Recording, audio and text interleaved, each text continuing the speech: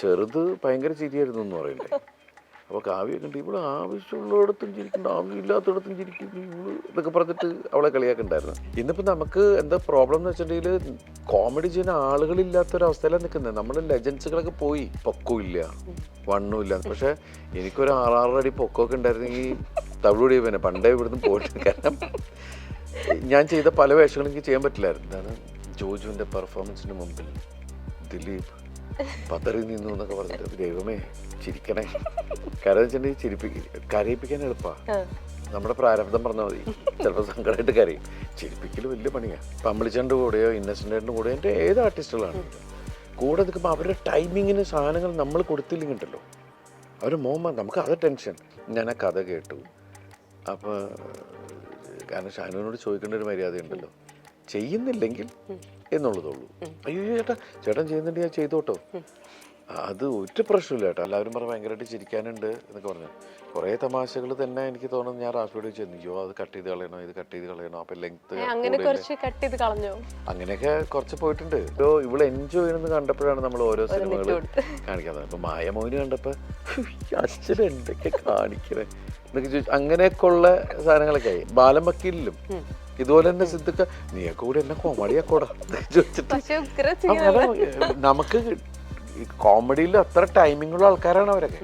അപ്പോൾ എനിക്ക് കമ്മിറ്റ്മെൻറ്റ് ശരിക്കും പറഞ്ഞ ഓഡിയൻസിനോട് തന്നെയാണ് എൻ്റെ ജീവിതത്തിൽ കമ്മിറ്റ്മെൻറ്റ്. എനിക്കെല്ലാം സിനിമയാണ്, എനിക്കതെല്ലാം തന്നത് സിനിമയാണ്. നമസ്കാരം, welcome to Milestone Makers. ഞാൻ അഞ്ജു എബ്രഹാം. നമ്മുടെ എല്ലാവരുടെയും പ്രിയപ്പെട്ട, നമ്മളെ ഒത്തിരി ചിരിപ്പിച്ചിട്ടുള്ള, നമ്മളെ ഒത്തിരി സ്നേഹിക്കുന്ന, ഒരുപാട് ഇഷ്ടമുള്ള, ഒരുപാട് ഇൻട്രൊഡക്ഷനൊന്നും ആവശ്യമില്ലാത്ത ഒരു താരമാണ് നമ്മുടെ എല്ലാവരുടെയും പ്രിയപ്പെട്ട ദിലീപേട്ടനാണ് ഇന്നിപ്പോൾ എൻ്റെ കൂട്ടത്തിലുള്ളത്. സ്വാഗതം ദിലീപേട്ട. നമസ്കാരം. വോയിസ് ഓഫ് സത്യനാഥൻ അങ്ങനെ ഭംഗിയായിട്ട് ഓടിക്കൊണ്ടിരിക്കുകയാണ്. വോയിസ് ഓഫ് സത്യനാഥനായ ദിലീപേട്ടന് എന്തൊക്കെയാണ് പറയാനുള്ളത്, എന്തൊക്കെയുണ്ട് വിശേഷം? ആദ്യം തന്നെ വലിയ സന്തോഷത്തിലാണ്. കാരണം വോയിസ് ഓഫ് സത്യനാഥൻ എന്ന സിനിമ കേരളത്തിലെ ജനങ്ങൾ 2 കൈ നീട്ടി സ്വീകരിച്ചിരിക്കുന്നു എന്ന് പറഞ്ഞാൽ വലിയ സന്തോഷമുണ്ട്. എല്ലായിടത്തും അത് ആദ്യത്തെ ദിവസം തന്നെ ഒരു റിവ്യൂ പോലും നോക്കാതെയാണ് ഫാമിലി ഓഡിയൻസ് അടക്കം ഇറങ്ങി വന്നതിൽ ഒരുപാട് സന്തോഷമുണ്ട്. പിന്നെ സത്യനാഥനെ കുറിച്ച് പറയുകയാണെങ്കിൽ നമ്മൾ ജീവിതത്തിൽ നാവ് പിഴ എന്നൊക്കെ പറയുന്ന പോലെ നല്ലത് പറഞ്ഞാലും കുഴപ്പമാവുക, ചീത്ത പറഞ്ഞാലും കുഴപ്പമാവുക എന്ന് പറയുന്ന ഒരു ജാതകമുള്ളൊരു സത്യനാഥൻ. അയാളുടെ ജീവിതത്തിൽ അയാൾ അറിയാതെ ഉണ്ടായ ചില ആൾക്കാരെ ബൂസ്റ്റ് ചെയ്യാമെന്ന് വിചാരിച്ച് ഇറങ്ങി പുറപ്പെട്ടതിൻ്റെ അടിസ്ഥാനത്തിലാണ് പുള്ളിയുടെ കയ്യിൽ നിന്ന് ഓരോ കാര്യങ്ങൾ കൈവിട്ട് കുരുക്കുകളിൽ നിന്ന് കുരുക്കുകളിലേക്ക് പോയിക്കൊണ്ടിരിക്കുന്ന ഒരു കഥാപാത്രമാണ്. പുറത്തുനിന്ന് മാറി നോക്കുന്ന ഒരാൾക്ക് അയാളുടെ ജീവിതം കാണുമ്പോൾ രസം തോന്നും.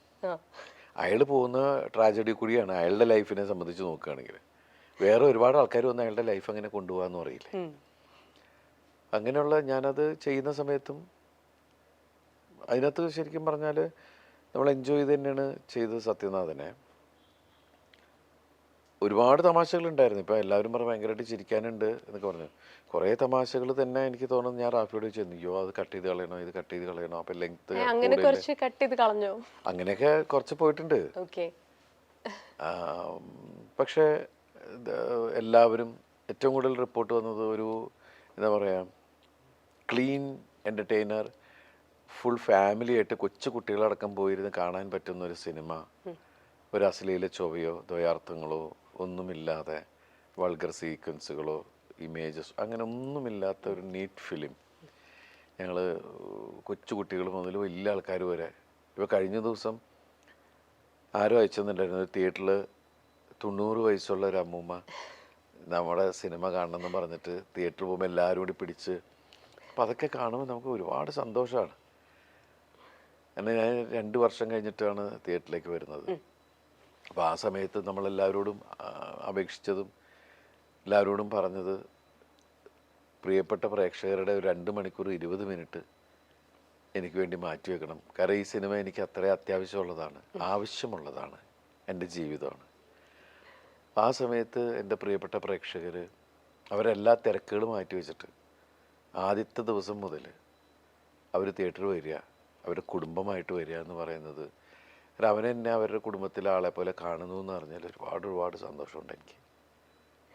ഇപ്പോൾ ഇപ്പോൾ പറഞ്ഞല്ലോ ഫാമിലി പ്രേക്ഷകർ വരുന്നെന്ന് പറഞ്ഞല്ലോ. ഇപ്പോൾ ഒരു ഫാമിലി എന്ന് പറയുമ്പോഴത്തേനും പ്രായമുള്ളവരുണ്ടാവാം, അച്ഛനും ഫാമിലി അമ്മയും എന്ന് പറഞ്ഞാൽ എല്ലാവരും ഉണ്ടല്ലോ, എല്ലാവരും ഉണ്ടാവും. ചെറുപ്പക്കാര്, കൊച്ചു കുട്ടികൾ മുതൽ പല ഏജസിലുള്ള ആളുകൾ മുഴുവൻ നമ്മുടെ ഫാമിലിയാണ്. അതെ അതെ. അപ്പോൾ എല്ലാവരെയും സാറ്റിസ്ഫൈ ചെയ്യുന്ന രീതിയിലുള്ള ക്യാരക്ടേഴ്സ് നമുക്ക് കിട്ടുക, അത് ചെയ്യാൻ പറ്റുക എന്ന് പറയുന്നത് അങ്ങനത്തെ ബ്ലെസ്ഡ് ആയിട്ടുള്ള കുറേ സിനിമകളുടെ ഭാഗമാവാൻ വേണ്ടിയിട്ട് ദിലീപേട്ടന് പറ്റിയിട്ടുണ്ട്. അപ്പോൾ ആ ഒരു ജേണിയെ കുറിച്ച് ഒന്ന് പറയാമോ? അല്ല, ശരിക്കും ജേണി തുടങ്ങിയ ശരിക്കും പറയുകയാണെങ്കിൽ ഞാൻ അഭിനയം തുടങ്ങുന്നത് 95-ലാണ്. അതിനു മുമ്പ് അസിസ്റ്റന്റ് ഡയറക്ടറായിരുന്നു. 95-ലും അസിസ്റ്റന്റ് ഡയറക്ടർ കം ആക്ടറായി. എന്നുവെച്ചാൽ അഭിനയത്തിലേക്ക് കൂടുതൽ ശ്രദ്ധ. അത് കഴിഞ്ഞ് ശരിക്കും അവിടെ നിന്നാണ് കൊച്ചു കൊച്ചു വേഷങ്ങൾ ചെയ്ത് പിന്നെ മെയിൻ ശരിക്കും ഏഴരക്കൂട്ടം എന്ന് പറഞ്ഞൊരു സിനിമ. അപ്പോൾ ശരിക്കും ആദ്യം ചെയ്യുന്ന എന്നോടൊപ്പം കൂടാമോ, പിന്നെ സൈന്യം, വലിയ സംവിധായകരുടെ കൂടെ തന്നെയാണ് എൻ്റെ ഒരു തുടക്കവും കാര്യങ്ങളൊക്കെ. എൻ്റെ ഗുരുനാഥൻ്റെ സിനിമയിൽ തന്നെയാണ് എൻ്റെ തുടക്കം, ക്യാമറയുടെ മുമ്പിൽ നിന്നത്.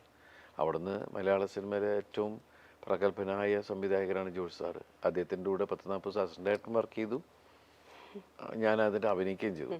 ജോഷ് സാറിൻ്റെ കൂടെ വർക്ക് ചെയ്യുമ്പോൾ ഇന്നും ഞാൻ അസിസ്റ്റൻ്റ് ഡയറക്ടറെ പോലെ തന്നെയാണ്. കാരണം നമ്മൾ ആ വലിയ ഗുരുസ്ഥാനത്ത് കാണുന്ന അത്രയും അപ് ടു ഡേറ്റ് ആയിട്ടുള്ളൊരു ഡയറക്ടറാണ്. അപ്പോൾ അവിടുന്ന് പിന്നെ അതിന് ശേഷം ഗുരുനാഥൻ്റെ പടത്തിൽ തന്നെ ഹീറോ ആയിട്ട് അഭിനയിച്ചു, ഈ പുഴയും കിടന്ന്.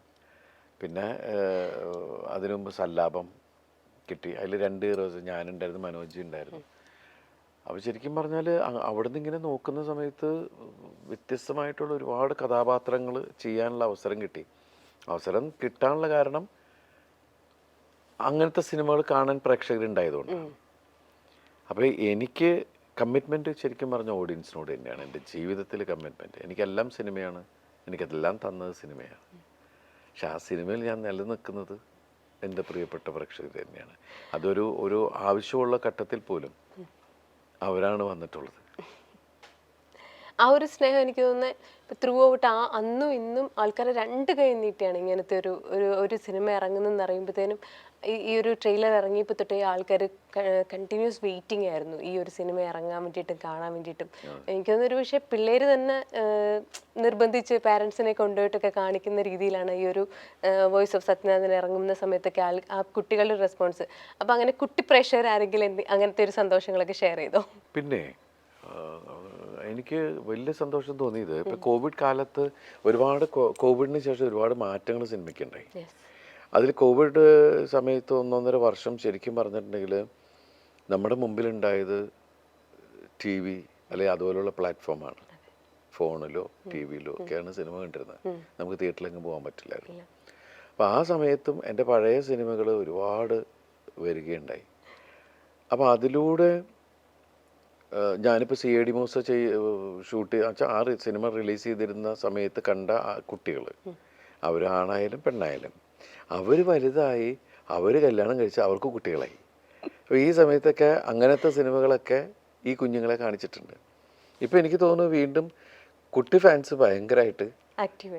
ഞാൻ കഴിഞ്ഞ ദിവസം ഒരു പ്രോഗ്രാമിന് പോയിരുന്നു. ഞാൻ ഷോക്കായിപ്പോയി.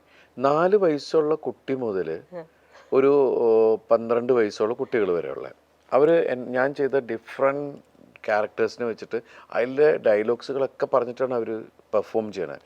അപ്പം ഞാനിങ്ങനെ നോക്കിയിരുന്നു. കാരണം അവർ എൻ്റെ ഓരോ മൊമെൻറ്റ്സും പഠിച്ച് അതിലെ ഡയലോഗ്സുകളും പഠിച്ചാണ് അവർ പറയുന്നത്. അപ്പോൾ പുതുതലമുറ നമ്മളെ ശ്രദ്ധിക്കുന്നു എന്ന് പറയുന്നത് നമുക്ക് കിട്ടുന്ന ഒരു കലാകാരൻ എന്നുള്ള രീതിയിൽ എനിക്ക് കിട്ടുന്ന ഏറ്റവും വലിയ അവാർഡാണ്. അപ്പോൾ അതിന് കൂടെ നിൽക്കുന്ന ആരാ? മാതാപിതാക്കളാണ്. അവരുടെ ചെറുപ്പത്തിൽ, അവരുടെ ഒരു 10 വയസ്സിലൊക്കെയാണ് നമ്മൾ ശരിക്കും പറഞ്ഞാൽ. ഇപ്പോൾ CID മൂസ ഇറങ്ങിയിട്ട് ഇപ്പോൾ 20 വർഷമായി. 10 വയസ്സുള്ള അവർക്ക് 30 വയസ്സായി. ഞാൻ പറഞ്ഞ അതാണ്. അവർ ഭക്ഷണം കൊടുക്കുമ്പോഴോ ഇതാകുമ്പോഴൊക്കെ കുഞ്ഞുങ്ങൾ ഇതാക്കുമ്പോഴോ വെച്ച് കൊടുക്കുന്ന നമ്മുടെ സിനിമകൾ കാണാൻ അവർ പറയുന്നുണ്ട്. അവർ തന്നെ നമ്മുടെ അടുത്ത് പറയുന്നുണ്ട്, ഞങ്ങൾ കണ്ട സിനിമ ഞങ്ങളുടെ മക്കളെ ഞങ്ങൾ കാണിക്കുന്നുണ്ട്. അപ്പോൾ അതൊക്കെ ഭയങ്കര ഗുണമായി. ഇപ്പം അത് കഴിഞ്ഞ് ഇപ്പം നമ്മൾ പുതിയ സിനിമയായിട്ട് വന്നപ്പോഴും ആ സ്നേഹം അത് കണ്ണുകളിൽ നമുക്ക് കാണാം. നമ്മളോടുള്ള പെരുമാറ്റവും കാര്യങ്ങളൊക്കെ ഒരു കലാകാരൻ എന്നുള്ള രീതിയിൽ അത് വലിയ ഭാഗ്യമായിട്ട് തന്നെ കാണുന്നത്. എനിക്കൊന്ന് റാഫി സാറായിട്ടുള്ള ഒരു കൂട്ടുകെട്ട് എനിക്കൊന്ന് ഇപ്പോഴും നിങ്ങളുടെ സെറ്റിലെ കഥകളൊക്കെ ആര് പറഞ്ഞാലും നിങ്ങൾ ഒരുപാട് കോമഡികൾ ഒരുപാട് ഒപ്പിക്കുന്ന അങ്ങനത്തെ ഫ്രണ്ട്സ് ആയിരുന്നു നിങ്ങൾ നേരത്തെ മുതൽ. അപ്പോൾ ഒരു പുതിയതായിട്ടൊരു കഥ കേട്ടൊക്കെ വരുമ്പോഴും വളരെ എക്സൈറ്റഡ് ആയിരുന്നിരിക്കുമല്ലോ ഇപ്പോഴും ഒരു പുതിയൊരു സിനിമയായിട്ട് വരുമ്പോഴും. ആ ഒരു ഒപ്പം വർക്ക് ചെയ്യാനും എപ്പോഴും നമ്മൾ ആ ഒരു ഒരേ എനർജി ഷെയർ ചെയ്യുന്ന ആൾക്കാരുടെ കൂടെ നമ്മൾ വർക്ക് ചെയ്യുമ്പോൾ ഭയങ്കരമായിട്ട് നല്ല റിസൾട്ട് എപ്പോഴും നമുക്ക് കിട്ടുമല്ലോ.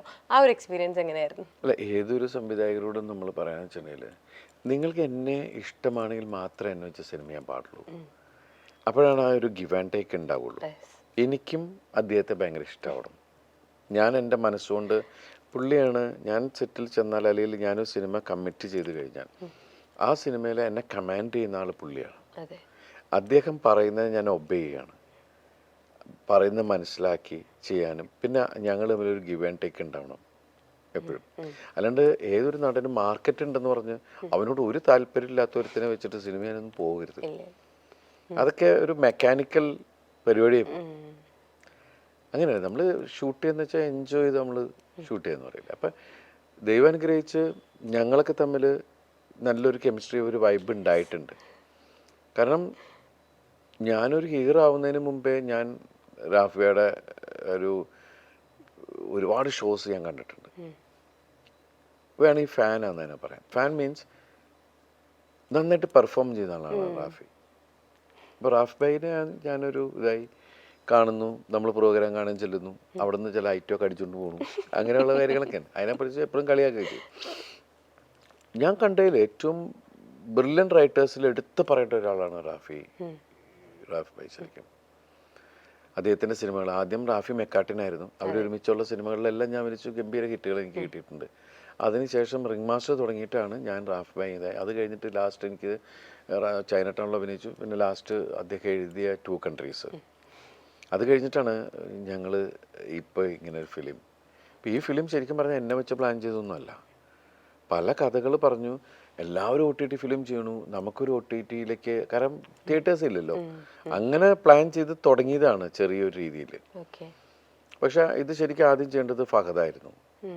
എന്നിട്ട് ഞാൻ ഇവരിങ്ങനെ കാര്യം പറഞ്ഞപ്പോൾ അപ്പം ഞാൻ ചോദിച്ചു, എന്താ ഫഹദ് ചെയ്യാത്തത് ചോദിച്ചു. അപ്പോൾ പുള്ളി തിരക്കാണ്, പുള്ളി കറക്റ്റ് നമുക്ക് പുള്ളി ഇപ്പോൾ വേറെ തെലുങ്കിൽ പോകണു, അവിടെ പോകണം, അപ്പോൾ അതുകൊണ്ട് നമുക്ക് കറക്റ്റ് ഡേറ്റ് എങ്ങനെയെന്നൊക്കെ പറഞ്ഞു. പിന്നെ അതിന് കാര്യങ്ങൾ നീങ്ങുന്നില്ല എന്ന് പറഞ്ഞു. ഇതിൻ്റെ റിയാലിറ്റി അറിയാൻ വേണ്ടി ഞാൻ ഫഹദിനെ വിളിച്ചു. കാരണം ഞാനിവരൊക്കെ ഫാസാറിൻ്റെ വീട്ടിലാണ് ഒക്കെ പോകുമ്പോൾ കണ്ട വെച്ചാൽ അവർ സിനിമയിൽ വരുന്നതിന് മുമ്പ് കാണുന്നതല്ലേ. ഞാൻ വിളിച്ചു, ഷാനു ഇങ്ങനെ ഇത് പറയുന്നുണ്ട്, ഷാനു ചെയ്യണ്ടോ? അത് പറഞ്ഞില്ല ഏട്ടാ, ഇത് ചെയ്യണമെന്ന് ആഗ്രഹമുണ്ട്, ഇതാണ്. അപ്പം ഞാൻ ചെയ്യേണ്ടത് ചെയ്തോളൂ, കാരണം ഇവരിങ്ങനെ എൻ്റെ അടുത്ത് വന്ന് പറഞ്ഞു. ഞാൻ ആ കഥ കേട്ടു. അപ്പോൾ കാരണം ഷാനുവിനോട് ചോദിക്കേണ്ട ഒരു മര്യാദയുണ്ടല്ലോ, ചെയ്യുന്നില്ലെങ്കിൽ എന്നുള്ളതുള്ളൂ.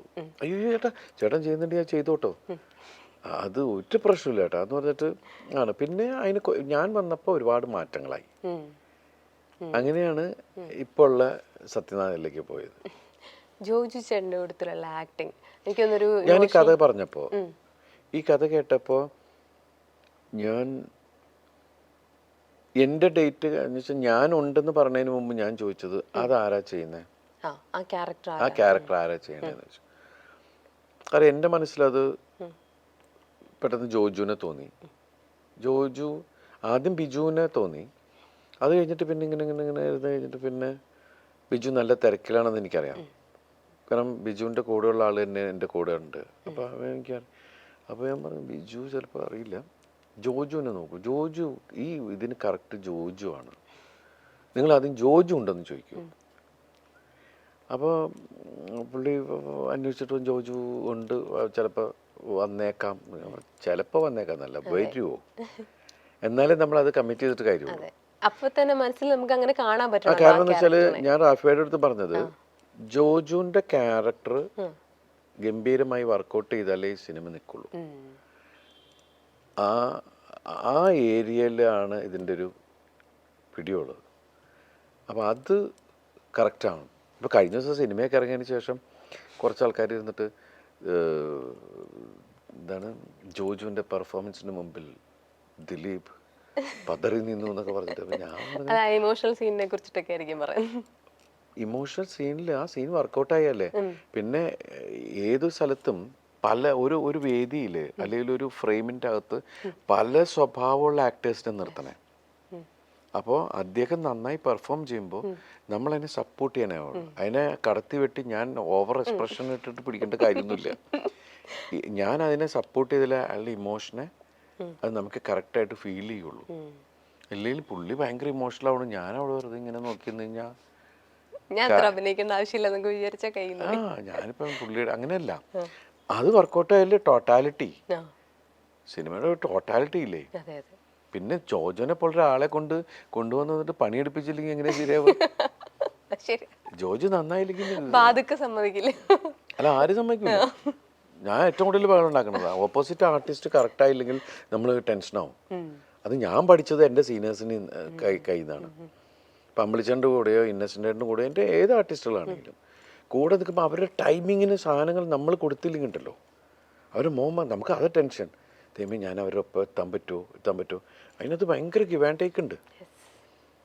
അപ്പോൾ അതിനകത്ത് എൻ്റെ മനസ്സിൽ ഞാൻ എന്താഗ്രഹിച്ചു അത് ഞാൻ റാഫിയോട് പറഞ്ഞു. റാഫി ഭായി അത് കറക്റ്റായിട്ട് ആ സിനിമയിൽ വർക്കൗട്ട് ചെയ്യുന്നുണ്ട്. ഞാൻ തന്നെയാണ് ഏറ്റവും ആദ്യം പറഞ്ഞത് എനിക്ക് ജോജുവിൻ്റെ ക്യാരക്ടർ ഇഷ്ടമായി. കാരണം എന്ന് വെച്ചാൽ അതിൽ നന്നായി പെർഫോം ചെയ്തു. അതിൽ ഓരോ ആൾക്കാരും സിദ്ദിഖ നമ്മൾ സിനിമ കാണുന്ന എല്ലാവരും സിദ്ദിഖ ഗംഭീരമായിരുന്നു. നമുക്കെന്ന് വെച്ചിട്ടുണ്ടെങ്കിൽ സിദ്ദിഖൊക്കെ നമ്മൾ സിനിമയിൽ വരുന്നതിന് മുമ്പ് അവർ ഹീറോ ആയിട്ട് കളിച്ച ആൾക്കാരാണ്. ഇന്നിപ്പോൾ നമുക്ക് എന്താ പ്രോബ്ലം എന്ന് വെച്ചിട്ടുണ്ടെങ്കിൽ കോമഡി ചെയ്യുന്ന ആളുകളില്ലാത്തൊരവസ്ഥയിലാണ് നിൽക്കുന്നത്. നമ്മൾ ലെജൻസുകളൊക്കെ പോയി. ഇപ്പം നമ്മൾ എന്നിട്ട് ഇക്ക ഇങ്ങനെ ചെയ്യിക്ക എന്നൊക്കെ പറഞ്ഞിട്ട് എടാ അത് കുഴപ്പമാകൂടാ അതൊക്കെ ചോദിച്ചിട്ടാണ് പുള്ളി ഇല്ലൊക്കെ. പക്ഷെ തിയേറ്ററിൽ ഇപ്പം ബാലൻ വക്കീലിലും ഇതുപോലെ തന്നെ സിദ്ദിഖ നീയൊക്കെ കൂടി എന്നെ കോമഡിയാക്കോടാ ചോദിച്ചിട്ട് നമുക്ക് കോമഡിയിൽ അത്ര ടൈമിങ്ങുള്ള ആൾക്കാരാണ് അവരൊക്കെ. അപ്പം അവരെയൊക്കെ നമ്മൾ ഉപയോഗിക്കുക എന്നുള്ളതുണ്ടല്ലോ. അങ്ങനെ അതിൽ കൊച്ചു വേഷം ചെയ്ത ആൾക്കാർ വരെ നന്നാവുക എന്നുള്ളത് ശരിക്കും പറഞ്ഞാൽ ജോണി എന്നെ വെച്ച് അറിയാലോ, CID മൂസ തുടങ്ങിയിട്ടുള്ള ഞങ്ങൾ തമ്മിൽ സിനിമ മീൻസ് ഞാൻ അഭിനയിക്കുന്നതിന് മുമ്പും ജോണി സംവിധായകൻ ആകുന്നതിന് മുമ്പുള്ള ബന്ധം ഞങ്ങളൊക്കെ ഈ കോളേജ് ലൈഫ് എന്ന് പറഞ്ഞ പോലെ ഞങ്ങളുടെ ഒരു ലോകമുണ്ട് കോടമ്പക്കത്ത് അസിസ്റ്റന്റ് ഡയറക്ടറായിട്ട് വർക്ക് ചെയ്യുന്ന സമയത്തൊക്കെ ഉള്ളത്. അപ്പോൾ അവിടെ നിന്നുള്ള യാത്രയാണ് ഞങ്ങളുടെയൊക്കെ ജീവിതം. അപ്പോൾ അവരൊക്കെ നേരത്തെ അറിയാം. ജോണി അതിനുശേഷം ആക്സിഡൻ്റലി എന്ന് പറയാൻ പറ്റൂല, കോവിഡ് കാലഘട്ടത്തിൽ വന്ന ഒരു ആക്ടറാണ് ശരിക്കും പറഞ്ഞത്. ഇപ്പോഴാണ് എല്ലാ നല്ല പടം വെച്ചാൽ അവന് കിട്ടിയ എല്ലാം നല്ല വേഷങ്ങളാണ്. അതിന് ടൈം കാരണം നന്നായി കൈകാര്യം ചെയ്യുന്നുണ്ട് ജോണി എല്ലാ വേഷങ്ങളും. നമുക്ക് ധൈര്യമായിട്ട് വിളിച്ചിട്ട് ഞാൻ കണ്ടു കഴിഞ്ഞാൽ വിളിച്ചു പറഞ്ഞു നീ അത് കലക്കിയിട്ടാ എന്ന് പറഞ്ഞിട്ട് നമ്മളെല്ലാം ഇങ്ങനെ എൻജോയ്. എന്ത് നല്ലത് ആര് പെർഫോം ചെയ്യണമെന്നുണ്ടെങ്കിലും ഞാൻ നമ്പേഴ്സ് എവിടെയെങ്കിലും തപ്പിയെടുത്തിട്ട് ഞാൻ വിളിച്ച് സംസാരിക്കാറുണ്ട്. കാരണം അത് നമ്മൾ അപ്രിഷ്യേറ്റ് ചെയ്യേണ്ട ഒരു കാര്യമാണ്. നമ്മുടെ കോ ആർട്ടിസ്റ്റുകൾ അതിന് പെർഫോം ചെയ്യുക. അങ്ങനെ ദിലീപേട്ടൻ ഏറ്റവും റീസെൻ്റ് ആയിട്ട് വിളിച്ചിട്ടുള്ളത് ആരായിരിക്കും? ഞാൻ എല്ലാവരും വിളിച്ചപ്പോൾ ഞാൻ ടോവിനെ വിളിച്ചിട്ടുണ്ടായിരുന്നു 2018 കഴിഞ്ഞിട്ട്. അതിൽ ഒരുവിധ ആൾക്കാരെല്ലാം വിളിച്ചിട്ട് ഇത് ജൂഡ്, പിന്നെ ഉണ്ണി, മലയപ്പുറം, ഞാൻ കാണുന്ന പടങ്ങളിലെ ആൾക്കാർ എനിക്ക് ആരൊക്കെ നന്നായിട്ട് പെർഫോം ചെയ്തിട്ടുണ്ടോ അപ്പം കണ്ടപ്പോഴാണ് ഞാൻ അലൻസേറായിട്ട് ഇങ്ങനെ നോക്കിയിരുന്നത്. കാരണം ഭയങ്കര ഒരു കട്ടിൽ കിടന്നിട്ടാണ് പെർഫോം ചെയ്യണത്. അത് എത്ര തരത്തിലാണ് പുള്ളി അയാളുടെ ഇമോഷനും അയാളുടെ ഫ്രസ്ട്രേഷനും എല്ലാം കളിച്ചിട്ട് അയാളുടെ എന്താ പറയുക സാഡിസവും എല്ലാം. ഞാൻ പറഞ്ഞു നിങ്ങളൊരു വേറെ ലെവലാണ് കേട്ടോ എന്ന് പറഞ്ഞിട്ട്. അതുപോലെ പോൾ ചേച്ചി, അനന്യ, സണ്ണി എല്ലാവരും, പിന്നെ പുതിയതായിട്ടൊരു കുട്ടി വന്നത്. അപ്പം ഏത് സിനിമ എടുക്കുമ്പോഴും ആ സിനിമയിൽ എനിക്ക് രസമായിട്ട് തോന്നിയിട്ടുണ്ടെങ്കിൽ ഞാൻ വിളിച്ച് പറയാറുണ്ട്. ഇപ്പം നമ്മൾ ഒരുപാട് കണ്ടിട്ടുള്ള ഇപ്പോൾ 2 കൺട്രീസ്, ഇഷ്ടം, അങ്ങനത്തെ ഓരോ സിനിമകൾ ഇപ്പം ഞങ്ങളൊക്കെ കാണുമ്പോൾ ഞങ്ങൾ വീണ്ടും അത് കാണുന്നു, ദിലീപേട്ടനെ കാണുന്നു, ചിരിക്കുന്നു. അങ്ങനെ ദിലീപേട്ടനെ ഏറ്റവും കൂടുതൽ ആസ്വദിച്ചിട്ടുള്ള കോമഡികൾ തന്നിട്ടുള്ളത് ആരാണ്? അയ്യോ, അങ്ങനെ ചിന്തിച്ചു കഴിഞ്ഞാൽ ഈ കാലഘട്ടത്തിൻ്റെ ഇടയിൽ ഇത്രയും നാളുകൾക്കിടയിൽ എനിക്ക് ഒരുപാട് കഥാപാത്രങ്ങൾ തന്നിട്ടുണ്ട്. അത് എൻ്റെ സംവിധായകർ, എൻ്റെ തിരക്കഥാകൃത്തുകൾ തന്നെയാണ്. അതിൽ ഏറ്റവും കൂടുതൽ സിനിമകൾ ചെയ്തിരിക്കുന്നത് ഈ പറയുന്ന പോലെ CBK Thomas, Udayakrishna CBK Thomas കൂട്ടുകെട്ടിൽ, റാഫി മെക്കാട്ടിൻ കൂട്ടുകെട്ടിൽ, റാഫി ബായുടെ കൂടെ, ബെന്നിപ്പി നായരമ്പലം, അവരുടെ സിനിമകളാണ് കൂടുതൽ. പിന്നെ എനിക്ക് ലോയി സാറിൻ്റെ സിനിമകൾ വളരെ കുറച്ച് കിട്ടിയിട്ടുള്ളൂ. പക്ഷെ എല്ലാം എടുത്തു പറയേണ്ട കഥാപാത്രങ്ങളാണ്. പിന്നെ ഫാസ്റ്റ് സാറിൻ്റെ സിനിമയിൽ അഭിനയിക്കാൻ ചാൻസ് കിട്ടി. പിന്നെ എനിക്ക് തോന്നുന്നത് നമ്മുടെ ലെജൻസായ സംവിധായകരുടെ സിനിമയിലൊക്കെ അഭിനയിക്കാൻ, എനിക്ക് പ്രിയൻ സാറിൻ്റെ സിനിമയിൽ അഭിനയിക്കാൻ George sir, Kamal sir, Sibi sir തുടങ്ങി അന്നത്തെ ടോപ്പ് ഐശ്വര്യേട്ടൻ എല്ലാ ആൾക്കാരുടെ കൂടെയും എനിക്ക് തോന്നുന്നു ഹരിഹരൻ സാറിൻ്റെ പടത്തിൽ മാത്രമേ എനിക്ക് ആ ടോപ്പ് ഡയറക്ടേഴ്സിൻ്റെ ഇതിൽ പോകാൻ പറ്റാത്തുള്ളൂ. ബാക്കി ഒരുവിധം ആൾക്കാരുടെ കൂടെയൊക്കെ എനിക്ക് പോകാൻ പറ്റിയിട്ടുണ്ട്. പിന്നെ എൻ്റെ തിരക്കഥാകൃത്തുക്കൾ അവർ ഒരു പ്ലാറ്റ്ഫോം ഉണ്ടാക്കി തന്നാലേ നമുക്ക് കളിക്കാൻ പറ്റുള്ളൂ. എനിക്ക് വേണ്ടിയിട്ട് ഉള്ള കഥാപാത്രങ്ങൾ അവർ സ്റ്റിച്ച് ചെയ്തിട്ടുണ്ട്. അപ്പം ഞാൻ സിനിമയിൽ വരുന്ന സമയത്ത് എനിക്ക് പൊക്കമില്ല, വണ്ണമില്ല എന്ന് ഞാൻ ഏതൊക്കെ ഇൻ്റർവ്യൂവിൽ പറഞ്ഞിട്ടുണ്ട്. പക്ഷേ എനിക്കൊരു 6-6 അടി പൊക്കമൊക്കെ ഉണ്ടായിരുന്നെങ്കിൽ തവിടുപൊടി പിന്നെ പണ്ടേ ഇവിടുന്ന് പോയിട്ട്. കാരണം ഞാൻ ചെയ്ത പല വേഷങ്ങളും എനിക്ക് ചെയ്യാൻ പറ്റില്ലായിരുന്നു. ഇപ്പൊ കുഞ്ഞുകൂനനോ ചാന്തുപൊട്ടോ മായമോഹിനിയോ അങ്ങനെ പച്ചക്കുതിര എന്ന് വെച്ചാല് അതല്ല, ഒരു നോർമൽ ഇതിൽ നിന്ന് മാറുമ്പോൾ നമ്മള് ഇയാളെന്തേ കാണിക്കണേ എന്നൊക്കെ തോന്നിക്കഴിഞ്ഞാൽ നമ്മള് പക്ഷെ അല്ലാത്തൊരു നോർമലായിട്ട് നമ്മുടെ നോർമൽ ഒരാളാണ് ഞാൻ. അപ്പൊ ആ ഒരു നമ്മൾ കൺമുമ്പിൽ കാണുന്ന കഥാപാത്രങ്ങളിലൂടെയാണ് നമ്മൾ പോയിക്കൊണ്ടിരിക്കുന്നത്. അപ്പൊ ചില സമയത്ത് ആദ്യമൊക്കെ നമുക്ക് സങ്കടം ഉണ്ടായിരുന്നു, ഒരു 6 അടി കിട്ടിയിരുന്നെങ്കിൽ ഞാൻ കാലക്കേനെ എന്നൊക്കെ ഒരു കാര്യമില്ല എന്നുള്ളത് പിന്നെ മനസ്സിലായി. പക്ഷെ ഒരുപാട് നല്ല കഥാപാത്രങ്ങൾ അത് കാരണം കഥാകൃത്തുക്കൾക്ക് അവർക്ക് ഉണ്ടാക്കാൻ പറ്റി. അത് എനിക്ക് കിട്ടി, ദൈവാനുഗ്രഹം. നമുക്ക് അടുത്തൊരു സെഗ്മെന്റിലേക്ക് കിടക്കാം. 2 ആൾക്കാരുടെ 2 സിനിമകളിലെ 2 പേരുകൾ വീതം പറയും. അപ്പൊ അതിൽ നിന്ന് ദിലീപേട്ടൻ്റെ ജീവിതത്തിൽ ഉണ്ടായിട്ടുള്ള എന്തെങ്കിലും ഓർമ്മകളോ മാറ്റങ്ങളോ ഒക്കെ പറയാം. ഒരു മിനിറ്റ്, നേരത്തെ ചോദിച്ചത് ഇതിൽ സരസമായിട്ടുള്ള കഥാപാത്രങ്ങൾ ഏതാന്നൊക്കെ അല്ലേ? ഞാൻ ചെയ്തിട്ടുള്ള 99% കഥാപാത്രങ്ങൾ ഞാൻ എൻജോയ് ചെയ്തിട്ട് ചെയ്തിട്ടുള്ളതാണ്. അതുകൊണ്ട് നമ്മൾ ഈ പറയുന്ന പോലെ മാതാപിതാക്കളോടൊക്കെയാണ് ഇതിൽ ഏത് മക്കളെ നിങ്ങൾക്ക് ഇഷ്ടം ചോദിക്കണ പോലത്തെ ഒരു അവസ്ഥയുണ്ട്. എല്ലാം ഞാൻ ഇഷ്ടപ്പെട്ട് ചെയ്തിട്ടുള്ളതാണ്. ഞാൻ എപ്പോഴും അങ്ങനെ എന്നെ ചിരിപ്പിക്കാൻ പറ്റണം മറ്റാൾക്ക്, എന്നാലേ എനിക്ക് വേറെ ആളെ ചിരിപ്പിക്കാൻ പറ്റുള്ളൂ. അങ്ങനെയാണ് നമ്മൾ സ്ക്രിപ്റ്റ് വായിക്കുമ്പോൾ നമുക്കൊരു ജഡ്ജ്മെന്റ്. ഇപ്പം ആദ്യമായിട്ട് ആ കഥ വായിക്കുമ്പോൾ ദിലീപായിട്ട് അല്ലെങ്കിൽ ആ ഒരു ക്യാരക്ടറായിട്ട് നമുക്കത് ഒരു വേറെ ആളുടെ വ്യൂ പോയിന്റിൽ നിന്ന് കണ്ട് നമുക്ക് ചിരിക്കാൻ പറ്റുമെങ്കിൽ മാത്രമല്ലേ അത് പ്രേക്ഷകരിലേക്ക് വർക്കാവുള്ളൂ. ഞാൻ എൻ്റെ റൈറ്റർ അല്ലെങ്കിൽ എൻ്റെ ഡയറക്ടർ അതിനെക്കുറിച്ച് സംസാരിക്കുമ്പോൾ ഞാൻ കഥ കേട്ടിരിക്കുമ്പോൾ തമാശയാണെങ്കിൽ തമാശ ആവണം, ഞാൻ ചിരിക്കണം. ഞാൻ കഥയൊക്കെ ആയിരിക്കണത് എന്നാൽ പിന്നെ ചിരിപ്പിക്കും നിങ്ങളെന്നും പറഞ്ഞിട്ടാണ്. കാരണം എന്താണെന്നറിയോ, ഞാൻ ഇതുമായിട്ട് വരുമ്പോൾ എന്നാൽ പിന്നെ ചിരിപ്പിക്കുന്നു പറഞ്ഞിട്ട് അവരിയ്ക്കണേ ഓഡിയൻസ്. അതെ അതെ തീർച്ചയായിട്ടും. അപ്പൊ എനിക്ക് ചിരിക്കാൻ റെഡി ആയിട്ടാണ് ഇരിക്കുന്നത്. അവർ ചിരിക്കാൻ റെഡി എന്ന് വെച്ചാൽ അതിൽ കാര്യം ഉണ്ടാവണം. ഇപ്പൊ നേരത്തെ തന്നിരുന്ന ഒരു എന്താ പറയാ, നമുക്ക് തന്നിരുന്ന ഒരു എന്താണ് അതിന് കറക്റ്റ് വേർഡ് പറയുന്നത് വെച്ചിട്ടുണ്ടെങ്കിൽ റിസപ്ഷൻ എന്ന് വെച്ചാല് ഒരു പരിഗണന എന്നൊക്കെ പറയില്ലേ. ഇപ്പൊ എന്തെങ്കിലും തമാശ പറഞ്ഞാലും ആ പോട്ട് ചിരിച്ചു വിട്ടേക്കാം എന്ന് പറയാം. പക്ഷെ ഇപ്പൊ എന്ന് വെച്ചിട്ടുണ്ടെങ്കിൽ അതിന്റെ ഇത് കൂടി. കാരണം എന്ന് വെച്ചിട്ടുണ്ടെങ്കിൽ ഉത്തരവാദിത്വം കൂടി എന്ന് വെച്ചിട്ടുണ്ടെങ്കിൽ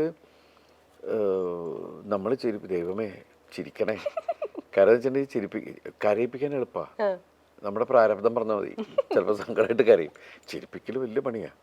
അത് ചിരിപ്പിക്കുന്ന ആരാണെങ്കിലും ഞാൻ ഭയങ്കരമായിട്ട് ചിരിക്കാൻ ആഗ്രഹിക്കുന്ന ഒരാളാണ്, മനസ്സിലായില്ലേ? അപ്പോൾ ഈ മിമിക്രിയിലെ മിക്ക ആൾക്കാരുടെയും ഫാനാണ് ഞാൻ.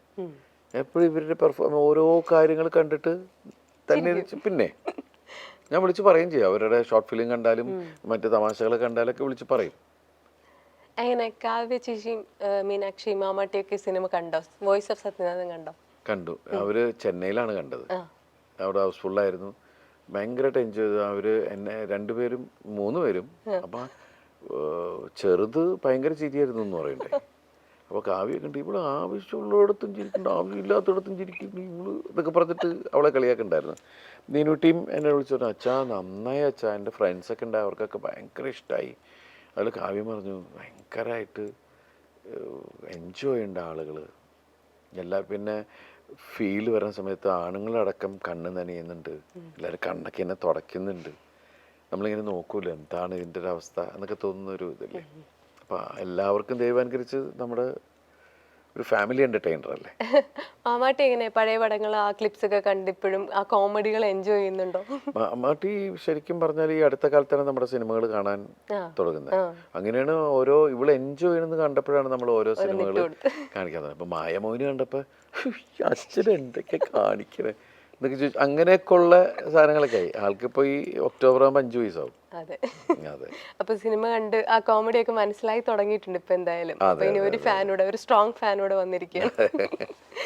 ഓക്കെ, അപ്പം ഈ പടങ്ങളെ കുറിച്ചൊക്കെ പറയുമ്പോൾ അല്ലെങ്കിൽ ഈ ആളുകളെ കുറിച്ച് പറയുമ്പോൾ ദിലീപേട്ടന് ജീവിതത്തിൽ ഉണ്ടായ ഒരു മാറ്റം എന്താണെന്ന് പറയാം. സല്ലാപം, കഥാവിശേഷം, ഈ 2 പടത്തിൽ നിന്നും ദിലീപേട്ടന് ഉണ്ടായ ഒരു മാറ്റം. സല്ലാപം ശരിക്കും പറഞ്ഞാൽ എൻ്റെ ജീവിതത്തിൽ ഒരു ടേണിംഗ് പോയിന്റാണ്. ആസ് ആൻ ആക്ടർ ഉറപ്പായിട്ടും അവിടെ നിന്നാണ് എൻ്റെ ഒരു പലരുടെയും വിചാരം അതാണ് എൻ്റെ ആദ്യത്തെ പടം സല്ലാപം. അതിന് മുമ്പുള്ള പടങ്ങൾ ചിലപ്പോൾ അവരുടെ അത് അത്രയും ജനഹൃദയങ്ങളിലേക്ക് ഇറങ്ങിച്ചെന്ന ഒരു കഥ. പിന്നെ കഥാവിശേഷം എനിക്ക് ഇഷ്ടപ്പെട്ട സിനിമകളിലൊന്നാണ്. ചന്ദ്രേട്ടൻ്റെ, എനിക്ക് തോന്നുന്നു ചന്ദ്രേട്ടൻ്റെ മകന് ഫീൽ ചെയ്ത ഒരു ഇൻസിഡൻറ്റിനെ ബേസ് ചെയ്തിട്ടുണ്ടാക്കിയൊരു കഥയാണ്. ഞാൻ ഇപ്പോഴും എന്തൊരു മൂഡാണ് ആ പടം. ഇയാളുടെ ഒരു ട്രാവലിങ്, പല ഭാഷയിലുള്ള ആളുകളും, വേറൊരു അയാൾ ഒളിപ്പിച്ചിരിക്കുന്ന ഒരു മിസ്റ്ററിയും. അത് ചില സമയത്ത് സൂയിസൈഡ് എന്ന് പറയുന്നത് രക്ഷപ്പെടലാണ്. ചിലത് താങ്ങാൻ പറ്റാണ്ടാകുമ്പോൾ പോവുക എന്ന് പറയുന്നത്. പക്ഷെ അതൊരു അതിനോട് അതല്ല ശരിക്കും വേണ്ടതെന്നുള്ളതാണല്ലോ. നമ്മൾ ഫൈറ്റ് ആണല്ലോ ലൈഫ് എന്ന് പറയുന്നത്. ഒരു ജന്മമുള്ളൂ, അത് നമ്മൾ ജീവിച്ച് തീർക്കാം. പക്ഷെ ചിലർക്കത് പ്രഷർ, ഈ പറയുന്ന ഞാനിങ്ങനെ സംസാരിച്ചിട്ടും എനിക്ക് തോന്നിയിട്ടുണ്ട് 2020 എന്ന സമയത്താണ് പ്രഷർ താങ്ങാൻ പറ്റാതെ. എന്നിട്ട് ഞാൻ ഇവിടുന്ന് വേറെ രാജ്യത്തേക്ക് പോയി. കാരണം ഇവിടെ നിന്ന് കഴിഞ്ഞാൽ ചിലപ്പോൾ എല്ലാ അത്ര കുഴപ്പമായി പോയി മെൻ്റലി. എന്നുവെച്ചാൽ ഒന്നും നടക്കുന്നില്ല, ഒന്നും നീങ്ങുന്നില്ല എന്ന് തോന്നുമ്പോൾ ഉള്ള ഒരു നമുക്ക് ഇത് എല്ലാവർക്കും ഉണ്ടാവുന്നതാണ്. പക്ഷെ ഇപ്പം തോന്നും അങ്ങനെയല്ല, അതൊരു പരിഹാരമല്ല. കാരണം നമ്മളെ ഡിപ്പെൻഡ് ചെയ്തിരിക്കുന്ന ഒരുപാട് ആൾക്കാരെ ഇരുട്ടിലാക്കിയിട്ടാണ് നമ്മൾ രക്ഷപ്പെട്ടു. അത് ശരിയല്ല എന്ന് തോന്നുന്ന ഒരുപാട് കാര്യങ്ങളുണ്ട്.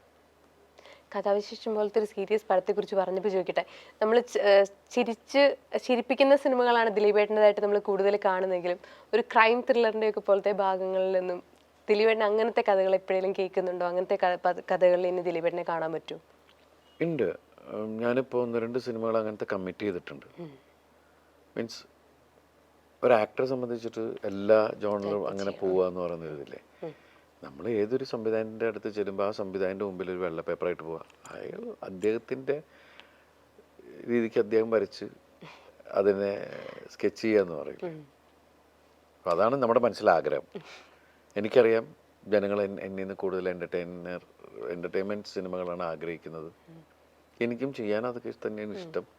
പക്ഷെ എന്നാലും എല്ലാ തരവും നമ്മൾ ചെയ്യണം. അതെ. ഈ 2 വ്യക്തികളെ കുറിച്ച് പറയുമ്പോൾ അവർ ജീവിതത്തിൽ കൊണ്ടുവന്നിട്ടുള്ള വലിയ മാറ്റങ്ങൾ. കമൽ, ലാൽ ജോസ്.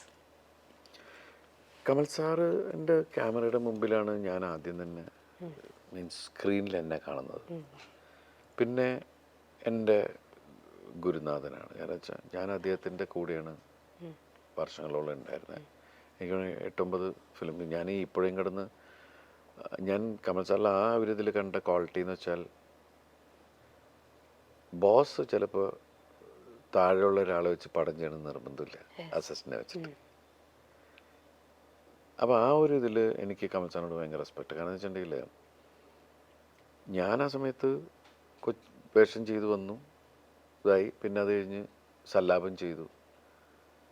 സാർ എന്നെ വെച്ചിട്ട് ആദ്യമായിട്ട് ഇൻഡിപെൻഡൻറ്റ് ഹീറോ ആവുന്ന ഒരു പടം അതാണ്. പിന്നെയാണ് കല്യാണ സൗന്ദര്യവും ഒക്കെ പറഞ്ഞത്. അദ്ദേഹം ഇപ്പോൾ വീണ്ടും അവരിപ്പോൾ ഷൈനിനെ വെച്ചിട്ട് സിനിമ ചെയ്യുന്നുണ്ട്. അപ്പോൾ ആ ഒരു ഈഗോ എന്ന് പറയുന്ന സാധനം ഉണ്ടല്ലോ, ചില ആൾക്കാരെ നമുക്ക് പറയാൻ പറ്റൂല. മനുഷ്യനാണ്. കാരണം എന്നെക്കാൾ എൻ്റെ അസിസ്റ്റൻ്റായിട്ട് ഇന്നവനെ വെച്ചിട്ട് ഞാൻ എന്തിനു സിനിമ ചെയ്യണമെന്ന് തോന്നിക്കഴിഞ്ഞാൽ അത്രേ ഉള്ളൂ. പക്ഷെ അത് നമ്മളിൽ എവിടെയോ ഒരു കലാകാരനുണ്ടെന്ന് തിരിച്ചറിഞ്ഞപ്പോൾ ഈ വേഷം അവനെ ഏൽപ്പിച്ചാൽ അത് നന്നാവുമെന്ന് തോന്നുന്നൊരു സാധനമല്ലേ കമൽ സാറ്. പിന്നെ നല്ല മ്യൂസിക് സെൻസും കമൽ സാറിൻ്റെ പാട്ടുകളൊക്കെ കണ്ടറിയാം. ലാൽ ജോസ് ആണെങ്കിൽ എനിക്ക് എൻ്റെ സഹോദരനാണ്. എൻ്റെ വീട്ടിൽ എൻ്റെ അച്ഛന് ലാലുവിനെ പരിചയപ്പെട്ട സമയം തുടങ്ങി മൂത്ത മോനെ പോലെ കാണുന്ന ഒരാളാണ്. എൻ്റെ വീട്ടിൽ എന്തെങ്കിലും ഞങ്ങൾ ഇതുള്ള പ്രശ്നമുണ്ടെങ്കിൽ അവൻ വരട്ടെ എന്ന് പറയും. അങ്ങനെയുള്ള ഇതുണ്ട്. അത്രയും ഫാമിലി അറ്റാച്ച്ഡ് ആണ്. ലാലുവിൻ്റെ അപ്പച്ചനും അമ്മയാണെങ്കിലും ലാലുവിൻ്റെ വീടാണെങ്കിലും ഞാൻ ഇടയ്ക്ക് പോയി നിൽക്കുന്നൊരു വീടാണ്. എനിക്ക് എൻ്റെ അമ്മയുടെ വയറ്റിൽ ജനിക്കാതെ പോയൊരു സഹോദരൻ. അതാണ് എന്ത് വിഷയത്തിനും എൻ്റെ ഒപ്പം നിൽക്കുന്ന, എനിക്ക് വേണ്ടി പടവെട്ടുന്ന ഒരാളാണ്. അതാണ് ലാൽ ജോസ്. എനിക്ക് ഭയങ്കര ജെന്യൂനായിട്ട് തോന്നിയ ഒരാളാണ്. ഓക്കെ, ദിലീപേട്ടനെ നമ്മളൊരു വീഡിയോ കാണിക്കുകയാണ്. ഈ വീഡിയോയിൽ ഒരാൾ ഒരു കാര്യം പറയുന്നുണ്ട്, അതൊന്ന് കണ്ടിട്ട് അതിനെക്കുറിച്ച് ഒരു കമൻറ്റ്. ഇദ്ദേഹത്തിന്റെ കൂടെ അഭിനയിക്കണം എന്നുള്ളത് എൻ്റെ എപ്പോഴത്തെയും വലിയ മോഹമാണ്. ആരുടെ കൂടെയാ? ലാലേട്ടൻ ആണോ? ദിലീപിന്റെ നായികയായിട്ട് അഭിനയിക്കണം എന്നാ? നായികയായിട്ടില്ല, നല്ല ക്യാരക്ടർ ചെയ്യണം. ഓക്കെ, ഞാൻ അത് കണ്ടു. അത് ഇത് പറ ഇത് ഒരു ഫിലിം ചാന്തുമുട്ട് മാങ്ങൂരി ചെളികുത്ത്, വെരി ഫേമസ്. അത് ആ ഫിലിം കണ്ടു മുതൽ വെരി ഗുഡ് ആക്ടർ. ദിലീപിന്റെ കൂടെ അഭിനയിക്കണം എന്ന് ഭയങ്കര ആഗ്രഹം. നല്ല സീൻ, ഒരു സീനായോ നല്ല സീൻ വേണം. ഓക്കെ, അവരുടെ പേഴ്സണൽ ഗിർസൽ അതൊക്കെ നമുക്ക് വേണം. ഞാൻ എന്നെ ചോദിച്ചു എപ്പോഴെങ്കിലും കണ്ടിട്ടുണ്ടോ? നേരിട്ട് സംസാരിച്ചിട്ടുണ്ടോ?